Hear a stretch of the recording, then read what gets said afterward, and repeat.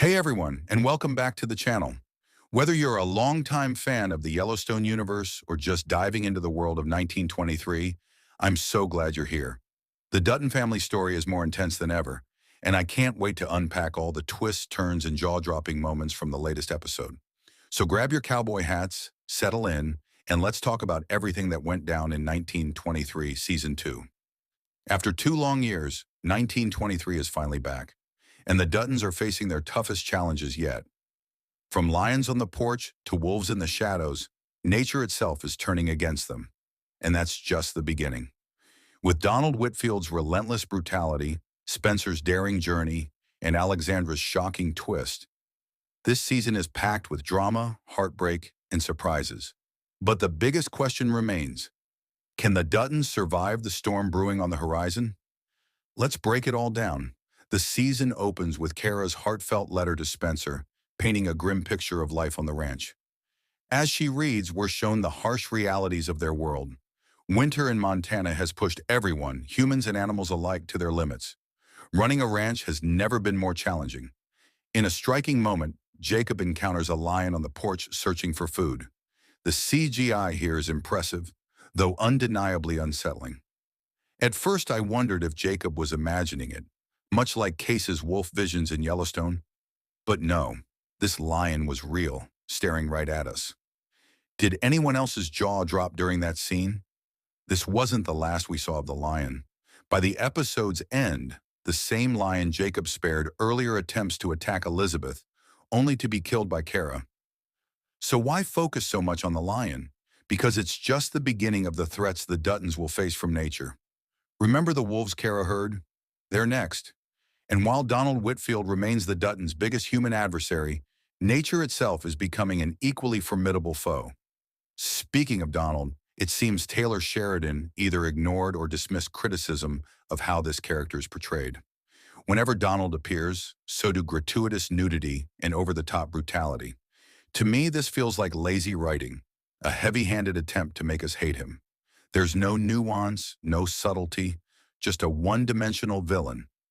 I wish Donald were more complex, a character who could manipulate and challenge us. Instead, he's just evil, plain and simple, and it's frustrating.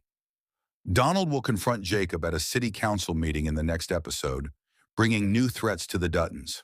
Meanwhile, they will finally realize just how dangerous he is when one of the women he enslaved escapes and exposes his crimes. Interestingly, Banner seems to be evolving into a more layered character this season. In a rare moment of vulnerability, he has a genuine conversation with his wife and even admits he doesn't want her near Donald. Banner is beginning to change. Though he was once as ruthless as Donald, he now sees that money isn't worth the cost when his family's at risk. This could lead to a major shift. I have a bold prediction. Banner may end up siding with the Duttons. Now that everyone is cheering for Spencer and Alexandra, let's talk about them. Drop a ship emoji below if you were as happy to see Spencer again as I was. Who would have imagined that Spencer, our hero, would be fighting in cages and working on a ship? Not me. Of course, his scenes reveal a lot about him. He's a good man, a total badass, and the embodiment of masculine strength. He still has a strong affection for Alexandra and remains devoted to his Montana family. It was touching to watch Spencer connect with a young man and even launch a business with him. Though I have to admit, the grape scene felt needlessly unsettling. In the upcoming episode, Spencer will abandon the cage fights, and Alexandra is expecting. But I doubt anyone is surprised. Despite being framed as a twist, it felt predictable, especially for longtime followers of this channel. What did surprise me, however, was how effortlessly Alexandra secured a ticket to America, faced no resistance from her family, and boarded the ship without a hitch. Seriously, we didn't even see her parents. If leaving England was this easy, why did we endure her heartbreaking separation from Spencer in the first place? While her scenes felt underwhelming, there's a silver lining. Her path will soon cross with Spencer's. Their reunion will bring a Titanic-esque dynamic as Spencer struggles to reach her on the ship. Still, it's comforting to know they'll arrive in Montana together. Then there's Tayana, our resilient Native American heroine. For the first time, she had a genuinely good scene. and I hope this marks a turning point for her character. Her love story with Pete is endearing, but it's the political discussions with her father that stood out. Their debate about the necessity of government was a surprising and thought-provoking addition. In the next episode, Tiana will try to settle in Texas, charmed by the state's hospitality. However, her newfound peace will be disrupted by the return of that despicable priest, now allied with even worse individuals.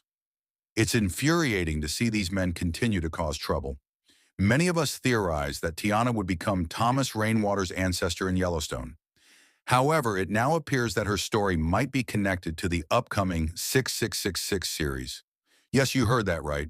In future episodes, I anticipate seeing more of the Four Sixes Ranch and learning more about its history and operations.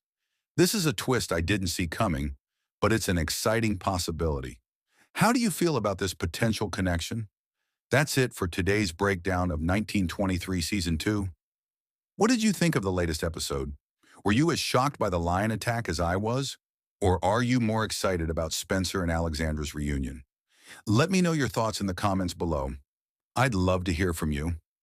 Don't forget to like, follow, and hit that notification bell so you never miss an update. And if you need a refresher on the Dutton family tree or want to dive deeper into the Yellowstone universe, check out the video on your screen. Thanks for watching, and I'll see you in the next one.